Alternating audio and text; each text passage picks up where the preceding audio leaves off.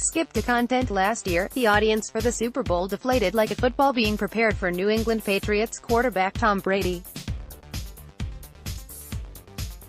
NBC's telecast of Super Bowl LII was watched by 103.4 million TV viewers, a 7% decline from the previous year and the fewest for the event since 2009, capping a tough, controversy-plagued year for the National Football League that saw regular season ratings dip 10%.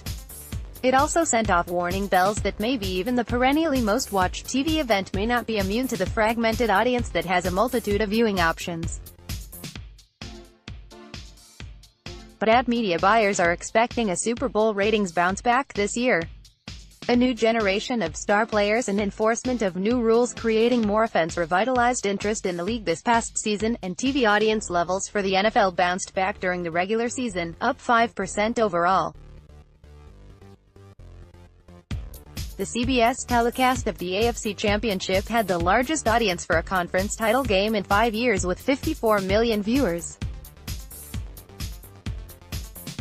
The trend points to a lift in the Nielsen number for Sunday's Super Bowl LIII between Brady's Patriots and the Los Angeles Rams on CBS in Atlanta. "I would anticipate the game taking a jump back up," said Adam Schwartz, Senior Vice President and Director of Sports Media for the New York-based ad-buying firm Horizon Media.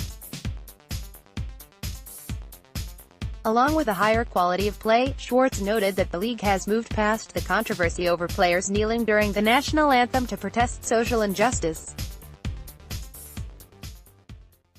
"Everything going on throughout last year turned people off," Schwartz said. The regional matchup may also provide a boost.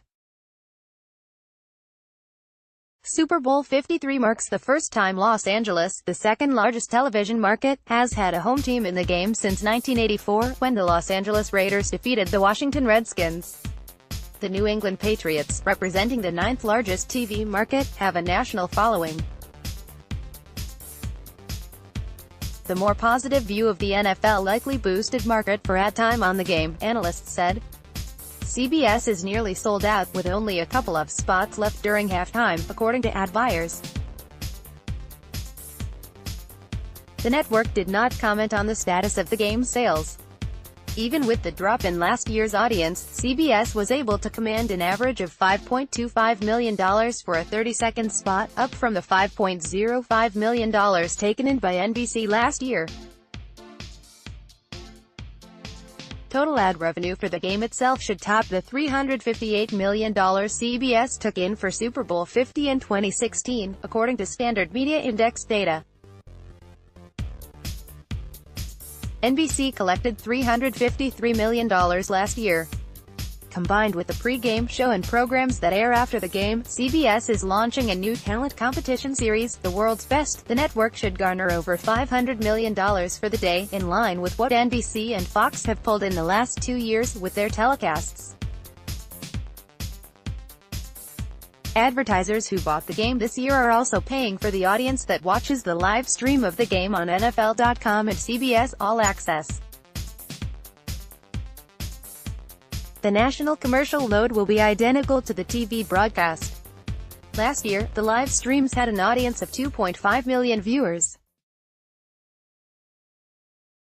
Lee Burke, president of the consulting firm LHP Sports, Entertainment and Media, predicts that number will top 3 million this year. Even with last year's audience decline, the Super Bowl has been far more durable than any other mass-audience TV property over the last 10 years, a period that has seen younger consumers get more of their video from online streaming than traditional television. The Super Bowl drew a record 98 million viewers in 2009. That same year, the Oscars were watched by 37 million viewers, and the top primetime series was American Idol on Fox, which averaged 24.7 million viewers. In 2018, the Oscars hit an all-time low of 26 million viewers. The top-rated primetime program of the 2017-18 TV season was CBS Big Bang Theory, with 18.6 million viewers, 25% less than what Idol drew as a top show in 2009. Nonetheless, over the next 9 years, the Super Bowl topped 100 million viewers every year, including the record-setting 114.1 million viewers in 2015, before slipping to 103.4 million last year. Berg believes the widening delta between the ratings for the Super Bowl and everything else on television has enhanced its status as a platform for advertisers who want to make a major statement. If you're looking for the ability to step into the town square and get the maximum audience for your product or service, the Super Bowl is it, Berg said. For the giant blaring announcement or introduction of a new campaign or a new product, there is still no place for doing that. Dr. George Belch, a marketing professor at San Diego State University, said ad-time purchases by Amazon and Google, the tech companies that have disrupted the TV business, are a testament to the game's continued strength. Amazon, which has been ramping up its overall TV advertising, is airing 2 spots, including one with astronauts Scott and Mark Kelly testing new products with Amazon's Alexa voice assistant. There's been a shift from traditional media, yet here you have Amazon and Google spending a lot on the Super Bowl, he said. That should tell you the power that it still has. This year's Super Bowl commercials have the usual array of celebrities: Harrison Ford and Forest Whitaker for Amazon's Alexa, Jason Bateman for Hyundai, Sarah Jessica Parker and Jeff Bridges, in Big Lebowski, Dude Mode for Stella Artois and Steve Carell, Lil Jon and Cardi B for Pepsi. They generally go for laughs as Super Bowl campaigns continue to move away from heavy social messages seen in the game 2 years ago after the election of President Trump. The companies looking to make a more serious statement tend to be connecting them to a product or service.